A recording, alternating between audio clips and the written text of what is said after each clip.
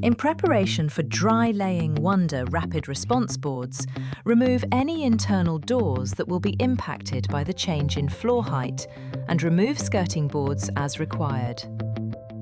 Install a perimeter strip if required for your chosen floor finish. See the perimeter installation advice video for further details before proceeding with dry laying. If you are planning on fixing boards immediately after dry laying, it's a good idea to use this time to bring the Wunda spray adhesive cans up to the operable temperature in colder environments. See the Wunda spray adhesive advice video for more details. Familiarise yourself with the board layout using the supplied bespoke system drawing, noting the direction and placement of the main boards, transitional boards, plain boards, and the return end boards. Identify and separate out the main boards and the return end boards.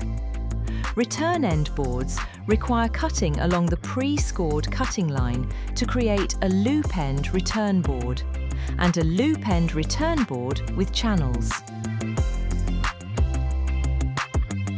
When handling and cutting Wunda rapid response boards, always wear suitable protective gloves. The aluminium edges can be sharp and pose a risk of cuts to hands and fingers. The layout plan identifies the type of return end required at the end of each row, which must be followed to ensure the pipe loops can be installed using the design later.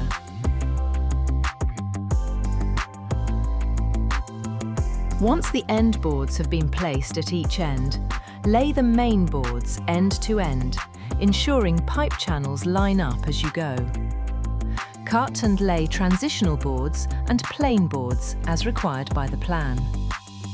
Cut main boards as required using a straight edge and a craft knife.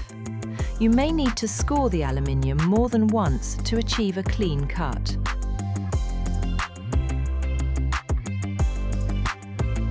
When all boards have been laid into position, you are ready to begin fixing with Wunda spray adhesive. For further help and advice, head over to wundagroup.com/support for more videos, instructions, and frequently asked questions to assist with all aspects of your installation.